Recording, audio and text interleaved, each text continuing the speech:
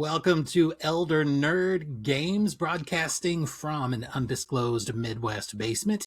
It is I, the Elder Nerd, and I'm so excited to be here to talk to you about my new game, Gorilla Position. It's available on DRIVETHRURPG. It is the game that I have been wanting to play for a really long time that I couldn't find. And so now that I am gaming my way through retirement, I have written Gorilla Position mostly so I can play it.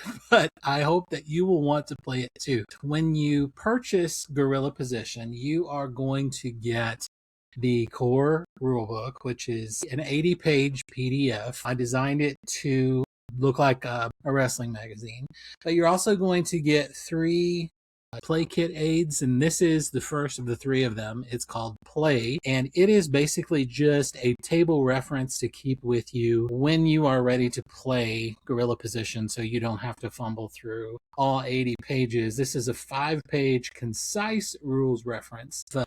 The other 2 parts of the game that you're going to get are an Inspire document, PDF, and again, this is intended to be something that you print and keep on the table with you, or you keep the PDF open while you play. And it's all of our charts, all of the things that we are rolling on for inspiration. I call them production charts in Gorilla Position. And then the third PDF that you get as part of your play kit is Slam Force, which is a playable promotion. It's basically a starter fit. It's got, I think, 16 wrestling characters, a little bit of backstory on them, a little bit of story threads connecting the different characters. There's a starting champion and a heritage champion and tag team champions. You're welcome to use all of it, none of it, but it's there for you. And the magazine teaches the game with those characters. So you are getting to know those characters and Slam Force and who's the champion and who's coming after the champion and all of those wrestling kinds of things as you are learning to play the game. But the game, my goal was to make it in such a way that the rules of the game would be concise, and they do fit on these 5 pages in this play kit. But I wanted it to be very rich and layered and something that the player can decide how much detail they want to put into it. So it really allows you to be as deep or as shallow, quote unquote, as you might want to be with your broadcasts, your matches, your promos, your backstage ambushes, all of the things that we love about professional wrestling. You get to decide how close you want to zoom in on those different elements and how much detail you want to play out. So Gorilla Position at its heart is a promotion role play simulation. You are running a promotion. And in our game, it exists within the reality of the fiction of your wrestling promotion. It is kayfabe is reality, if you're familiar with that term from professional wrestling.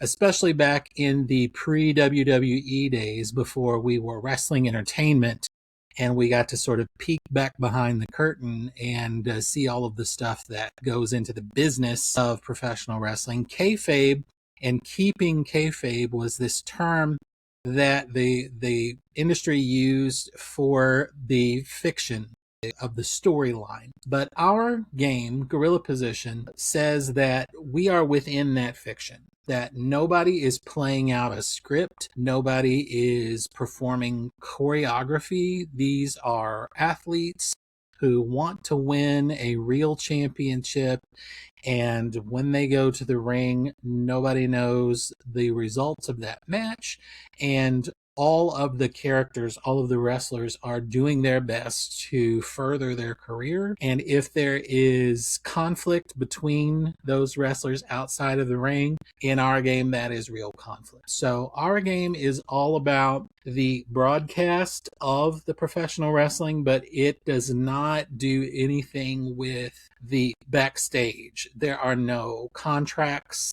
to sign with these wrestlers. There is no arena to rent. There are no television ratings. There are no contracts to pay these wrestlers. None of that. It is all about the stories and the drama of professional wrestling. And that is what I was always looking for and never quite got. So basically the best that I can think of to describe it, if you're familiar with eFeds, if you were ever part of that, where you would basically play by mail, play by email, play by forum with other people, it's sort of like that, except you're controlling all of it. So let me jump into it real quick and just kind of show you what it is. So the core loop, the game loop, is the 5 R's. I'm trying to make it so that the basic loop of the game is repeatable, so that whatever you're doing and how closely you are zoomed into whatever particular thing is happening in your wrestling broadcast at the minute,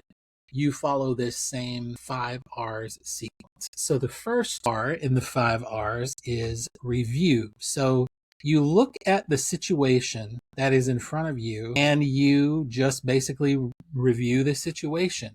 Who is here? What do they want? What is pushing back?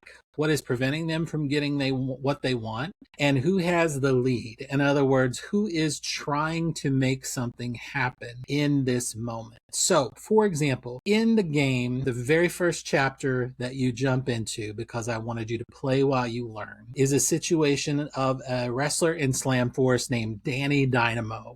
And Danny is this young, energetic hero sort of up-and-comer character. And his situation, what is true as you review the situation for Danny Dynamo in Act 1, is he has just come off of 3 big wins, and he is tired of people saying that he is almost ready, or he is almost good enough, or he has almost established himself in Slamforce. The situation is Danny's coming out for an interview.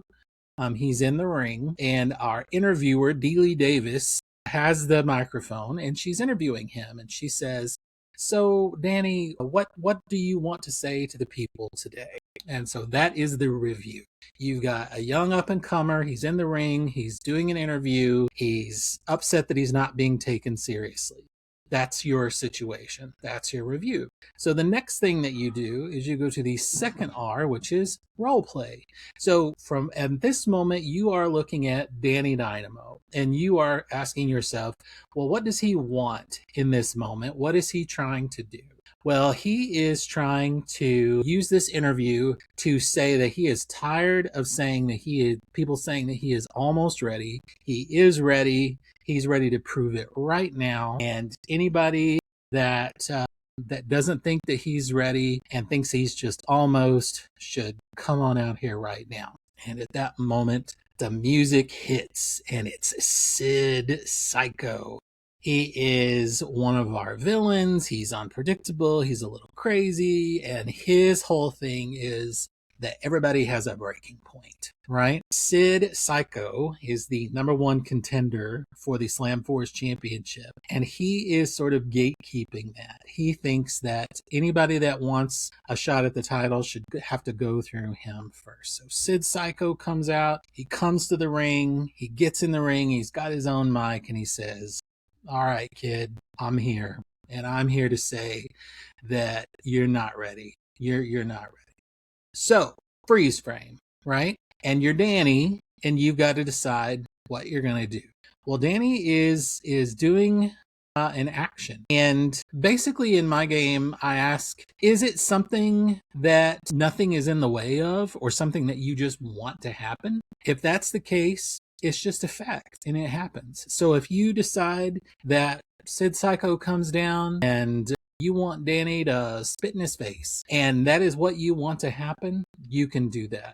You can just say, that is true. That is what happens. I also have a yes-no oracle that's really easy to roll on. Would Danny Dynamo spit in his face? If you don't want to make that decision, then you can roll on it.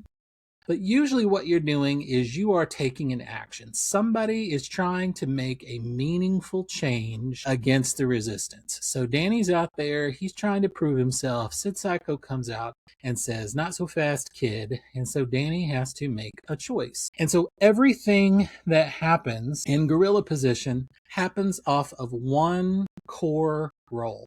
And if you've played Ironsworn or any of its cousins, then it is a familiar role to you. It is a version of that.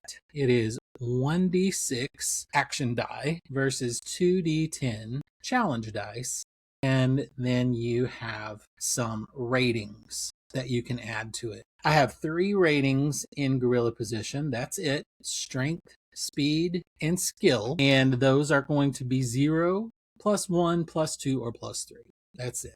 When you create a character, you get 5 points to divide up among strength, skill, and speed. The most you can have is 3. If you don't add anything, you can have a +0. +0 doesn't mean that they're, helpless. It just means that they're just kind of average in that. So let's say that Danny decides that he really wants to show that he is not afraid of Sid Psycho. So he is going to just get up in his face, just chest to chest, nose to nose, and just forcefully say, "If you don't think that I'm ready, you need to prove it right now. You need to meet me right now in the ring." So if I look at my ratings, that sounds like a strength thing. Power, force, leverage, right? And I don't remember right offhand, but I think Danny has a +2 in strength. We're going to say he does, all right? So we are at a moment where we have reviewed the situation. We have role-played what we want Danny to do, and now we don't know how it's going to go, so we need to roll.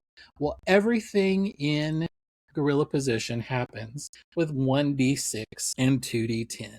So the blue die, the 6-sided die, is going to be your action die, and then your 2d10 are your challenge die. And Danny is using strength because he's getting up in his face, nose to nose. "Dude, I'm forcing you. I want you to face me right now."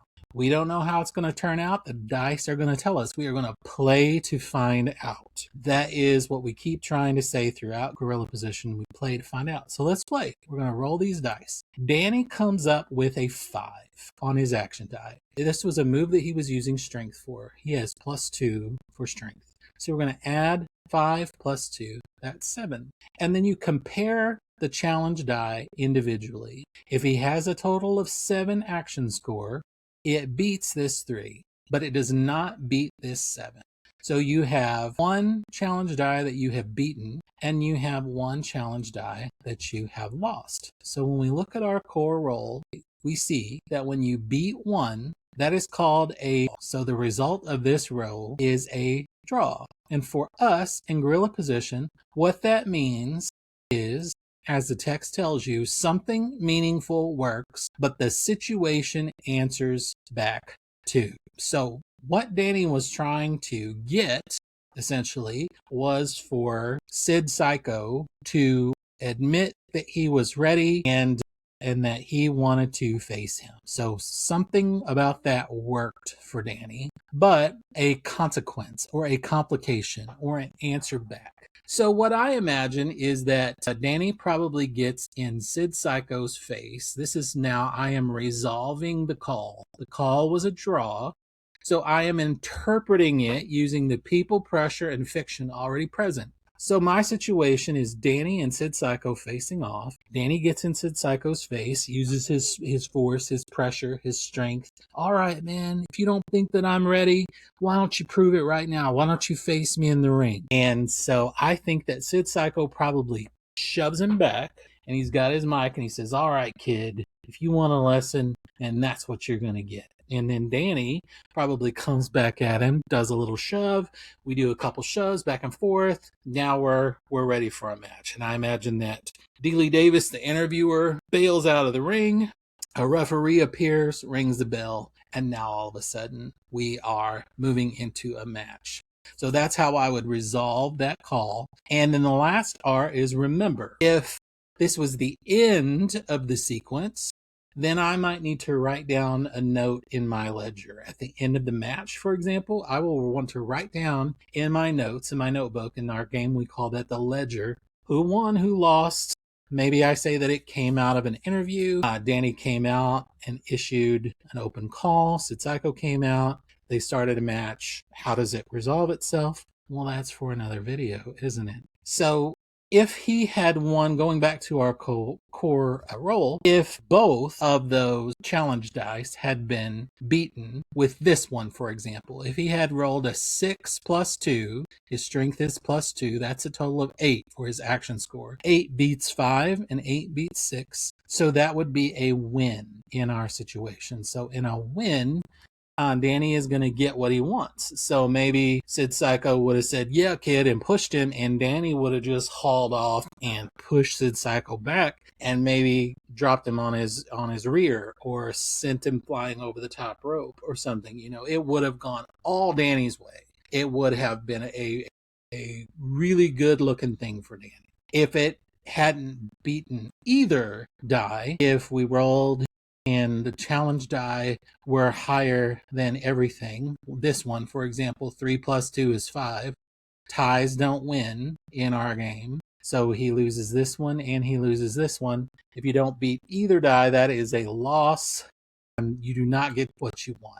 In a lose, resistance answers decisively. The intended change does not happen as declared.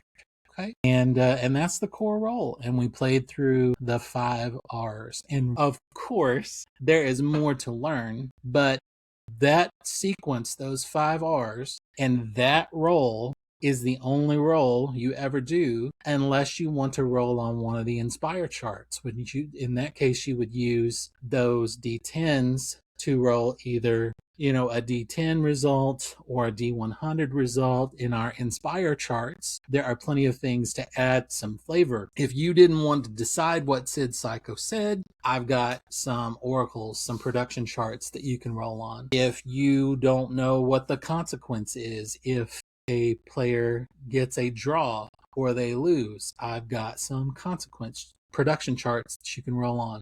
So that's all in there. But everything that you do in Gorilla Position is following those 5 R's and rolling that core roll. You don't have to learn anything else about the dice. You don't have to know anything except for those 3 ratings: strength, skill, and speed. And it's just all about playing. It's just all about keeping it moving because it's wrestling and it's drama and it moves fast. And every game that I saw about wrestling ended up being a spreadsheet challenge. It ended up being, let's do math and call it wrestling.